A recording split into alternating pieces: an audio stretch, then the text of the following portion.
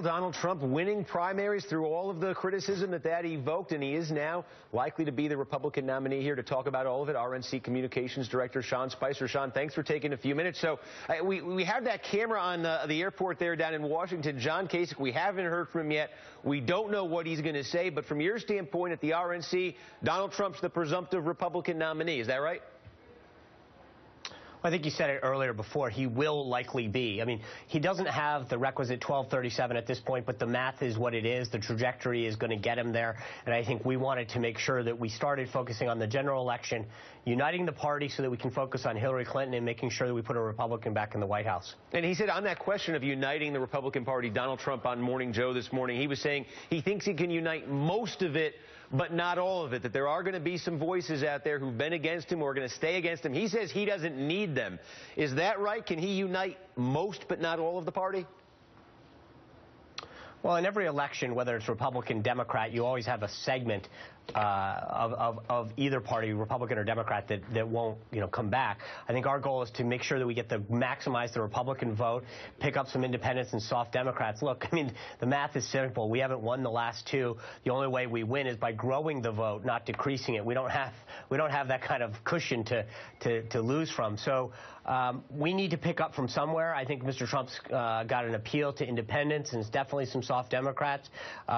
So I think that we need to maximize the Republican vote. We need as many of those folks to come back home to understand that no matter how passionate you felt about which one of the 17 candidates you supported, maybe he wasn't even your second choice, you had someone else in the race, but we all need to be unified now. We need to remember the big prize here. Hillary Clinton out of the White House is crucial because it's not just about one election. It's about a generation of appointments that she'll make on the courts, and that we need to stop her now.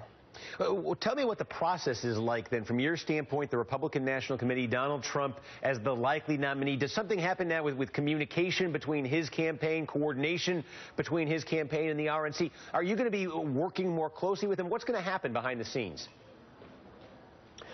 Well, Steve, I mean, you've heard us for months talking about how we have been coordinating with all three of the campaigns, talking to them regularly about, decisions that we've made and upcoming events that we've had. As we focus on the general election, Chairman Rice Priebus, as you know, has put a tremendous focus on our data and digital operation, on our field program, and making sure that we've had people in communities that we haven't been in the past, making sure that our ground game has been there for the last 2 years and is better than it's ever been before. And so as those discussions with the Trump campaign, I think will now intensify and become more regular as we head into Cleveland. When you heard those comments yesterday from Ted Cruz, he said basically, I'm going to tell you today what I really think of Donald Trump, and he minced no words there. It was he said calling him a fraud, calling him all sorts of terrible things. Do you see in Ted Cruz somebody who really could unite behind Donald Trump as a Republican nominee? Well, I would hope so. Everything's very tense in the heat of a primary. People are obviously committed to winning. As you've heard me and Chairman Priebus say before, I think we would hope that our candidates would focus their negative attacks on Democrats and focus on why they are a better candidate within our primary process. We understand that it is politics. It's a contact sport to some degree, but it is what it is. I think the Cruz campaign knew Indiana was crucial and had to say whatever it could.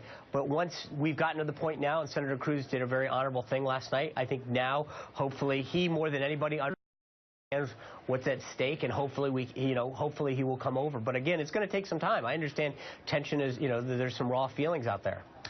How would you define what we've seen from these primaries, Republican voters uniting around Donald Trump, rallying around him? Donald Trump's Republican Party, what does it stand for? I think we have a platform that we passed 4 years ago, which is what we're committed to. We'll have another platform as we head into Cleveland. The delegates will get out of it. I mean, look, I think that what makes Donald Trump different than more traditional candidates is that he's really tapped into the frustration and anger that a lot of people have at Washington and their government, the inability of government to deliver basic services that I think most people would expect it to. The people who frankly don't feel that their voices are being heard.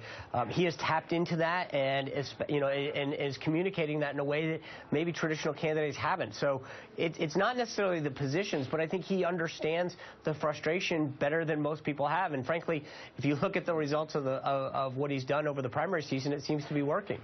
All right, Sean Spicer with the RNC. Thanks for the time. Appreciate it. Thanks, Steve. All right.